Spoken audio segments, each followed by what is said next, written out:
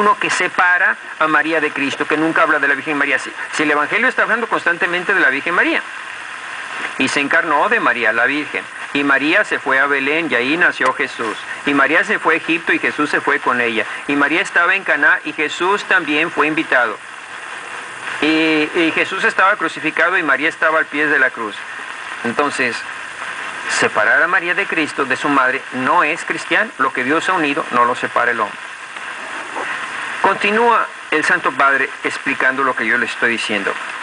Con estas palabras del apóstol San Pablo, que el Concilio Vaticano II cita al comienzo de la exposición sobre la bienaventurada Virgen María, deseo iniciar también mi reflexión sobre el significado que María tiene en el misterio de Cristo y sobre su presencia activa y ejemplar en la vida de la Iglesia.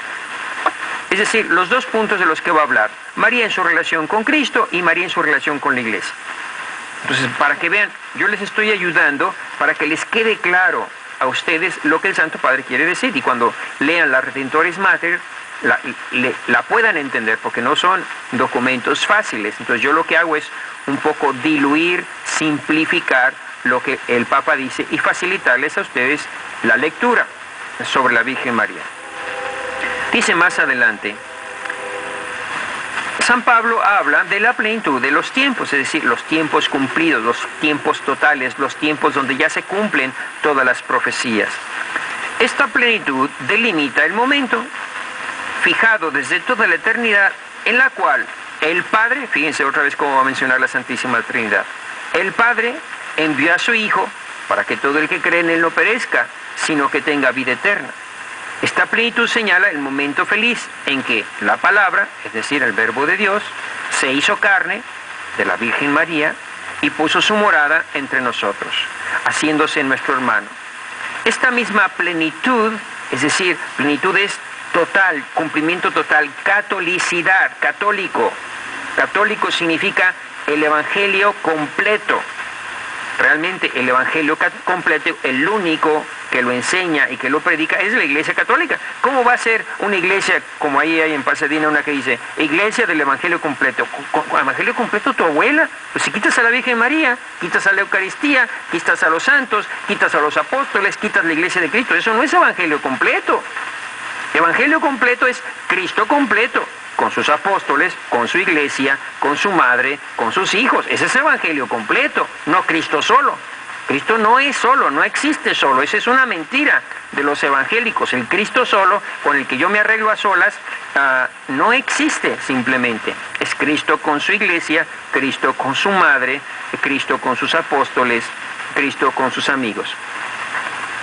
Esta plenitud de la gracia que tenía María define el instante en el que, por la entrada del Eterno en el tiempo mismo es redimido y, llenándose del misterio de Cristo, se convierte en tiempo de salvación.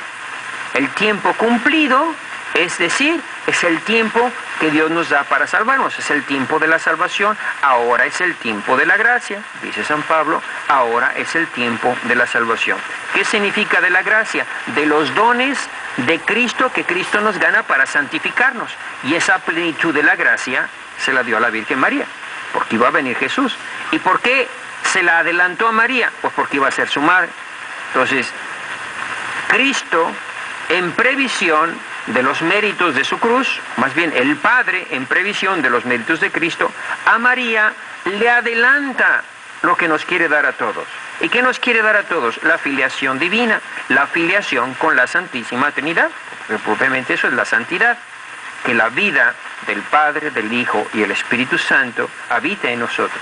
Esa es la santidad. Entonces, nada extraordinario en María, sí extraordinario en el sentido de que se adelanta a todos, es la primera que cree, es la primera que da su fiat. Fiat significa sí total a Dios. Por eso dice el Papa, muchas veces menciona el fiat. Fiat mihi secundum verbum. Fiat es una palabra latina que significa hágase. Sí, Señor, lo que tú quieras. En la liturgia, continúa el Santo Padre, la Iglesia saluda a María de Nazaret como a su exordio, es decir, preparación, ya que en la concepción inmaculada ve la proyección anticipada en su miembro más noble de la gracia salvadora de la Pascua. Fíjense qué cosa tan curiosa. La gracia que nosotros vamos a recibir después de la muerte y pasión de nuestro Señor Jesucristo y su gloriosa resurrección, Dios se la concede por adelantado a la Virgen María. Esto no lo pueden entender los evangélicos, pero es problema de ellos. Ellos no lo entienden, pues que no lo entiendan, porque es un misterio. Pero así es efectivamente. Dios, en previsión, muchísimo antes de que Cristo muriera en la cruz, le aplica a María a los méritos de Cristo.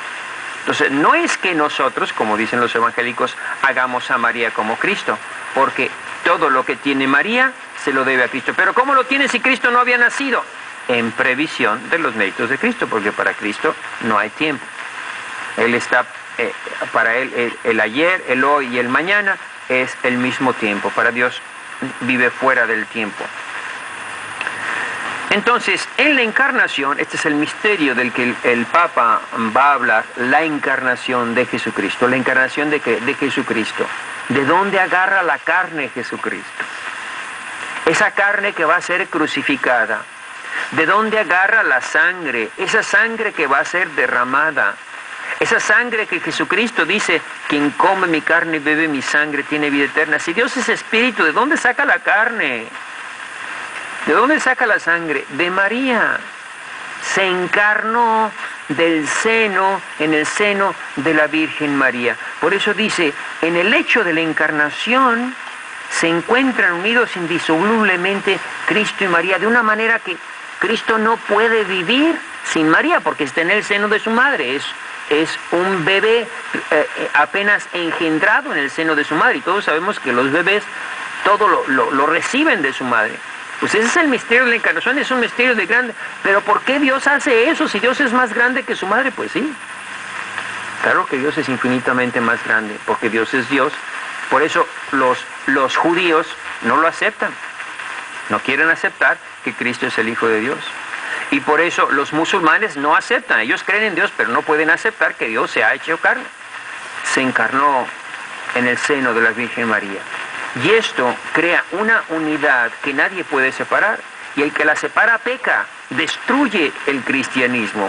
Y esto va para todos los protestantes que quieren separar, siempre separan a Cristo de María, la hacen a un lado. María es una mujer cualquiera.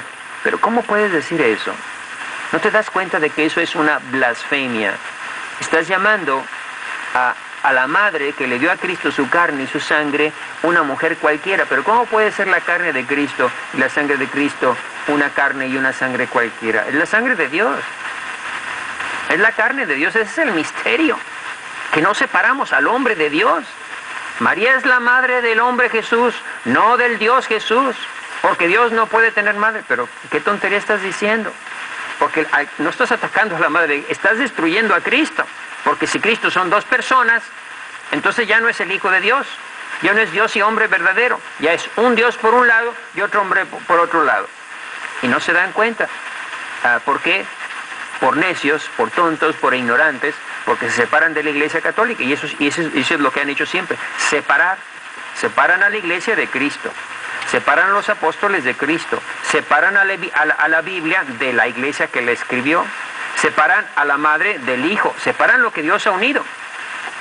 Separan a la Iglesia de su esposo. La esposa de Cristo es la Iglesia. Siempre están separando, siempre dividiendo. Por eso son sectarios. Porque dividen, porque rompen y porque siempre quieren separar. ¿Verdad? ¿Para qué? Para pasar ellos la colecta. Ese es el objeto de separar. Porque el cristianismo es la unidad del Dios y del hombre verdadero en la misma naturaleza. Cristo es pues una sola persona.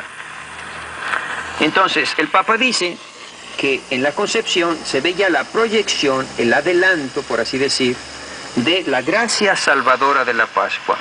Y sobre todo porque en el hecho de la encarnación encuentran unidos indisolublemente a Cristo y a María. Cristo y María, hijo y madre, están unidos, y lo que Dios ha unido no lo puede separar el hombre.